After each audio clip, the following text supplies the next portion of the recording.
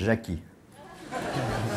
Et lui, à ma gauche, s'appelle Camille Saferis et il attend vos applaudissements avec une certaine impatience. Merci. Alors, Lino, je vous présente Camille. Camille, il y a une mission dans cette émission, c'est de tester les premières fois, c'est ça? Absolument. Et de vous en proposer 4, de vous proposer 4 nouvelles aventures pour la première fois. Regardez sur votre écran. Et je dois en choisir une. Voilà. Alors, lettre A, faire tourner les tables. Lettre B, offrir un soutien-gorge. Lettre C, faire un prout au lit. Et lettre D, se suicider. Vous avez déjà essayé les 4? Non, j'ai pas essayé ni faire un protoli, ni me suicider. J'ai essayé de faire tourner les tables. Ça a marché? Celle que je non, ça n'a jamais marché, mais en tout cas, celle que je choisis, alors tout de suite, c'est offrir un soutien-gorge. Ah bon? Ah Enfin, ouais. vous l'avez déjà fait, mais vous avez envie de voir comment ça fait. Ah, j'ai toujours envie d'offrir le soutien-gorge. D'accord. Dites ça en regardant Camille. Alors qu'il en a un sur moi. Alors, j'en ai sur moi, bien sûr. Alors, eh bien, la première fois qu'on offre un soutien-gorge, évidemment, il faut d'abord savoir ce que c'est. Le débutant ne le sait pas toujours. Il offre parfois son slip kangourou, c'est assez navrant. Et il faut l'offrir de préférence à une femme, c'est le premier conseil. Sinon, ça peut être mal pris. Absolument. On va retrouver Gérard Primaire, notre naïf habituel, qui va donc nous servir de cobaye pour cette première fois. Allons-y. Offrir un soutien-gorge.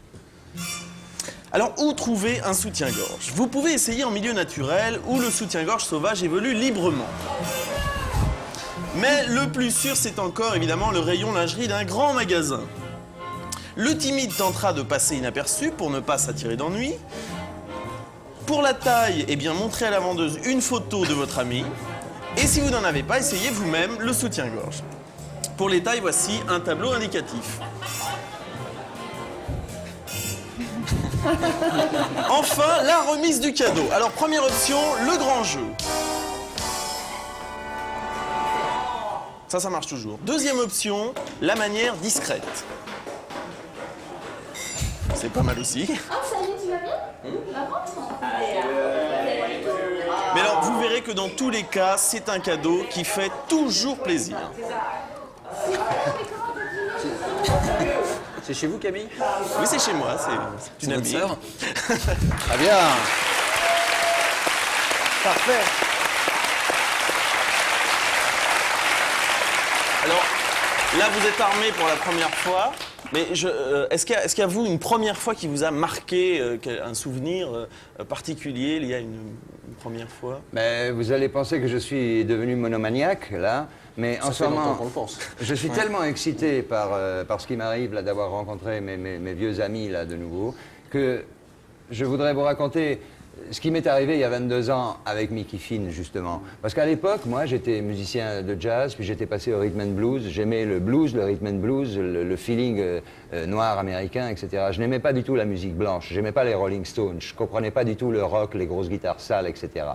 Et puis, c'est eux, subitement, qui m'ont fait comprendre. Et je me souviens de la minute précise où Mickey a commencé à jouer sur un morceau qui s'appelait L'an 2000, que je fais sur scène d'ailleurs avec eux maintenant, et où moi je jouais de la guitare normalement et tout, et où subitement il a commencé à jouer.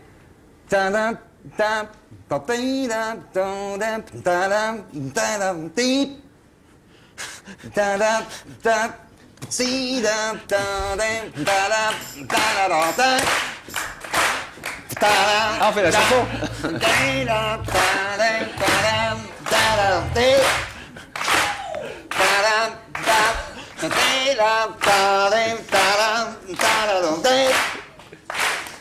C'est juste ça. Oui, parce qu'on...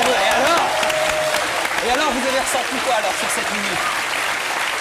Eh ben, j'ai eu l'impression qu'il y avait une porte qui s'ouvrait avec une lumière fabuleuse derrière, quoi. Et depuis... Comme André Frossard à Notre-Dame. Voilà, exactement. Et depuis, d'ailleurs, ça a été un désastre pour ma carrière, parce que personne n'a rien compris et j'ai commencé à ne plus vendre de disques, ça a été vraiment le désastre total. Mais depuis, moi, j'ai découvert un truc qui me fait planer complètement et qui me donne la pêche et l'envie de vivre, quoi, voilà. C'était comme ça en quelques secondes, En quelques l'illumination secondes. Ouais, en quelques qui a influencé tout Ouais, le dites, reste. un désastre Et croyez-moi, total, Nino, vous avez cette- vendu des- Croyez-moi, Nino, cette pêche-là, on est fou de bonheur de vous la retrouver. Et on espère qu'il y aura une foule à vos concerts. Bah, j'espère aussi. Merci de nous avoir rendu visite, merci pour ce petit concert impromptu. Restez dans les parages parce que peut-être qu'on se reverra tout à l'heure pour une petite surprise. Ouais. Nino Ferrer, merci de l'applaudir aussi fort qu'au début, si ce n'est plus. Et dans quelques instants, Le Zérorama, désormais quotidien. Restez avec nous.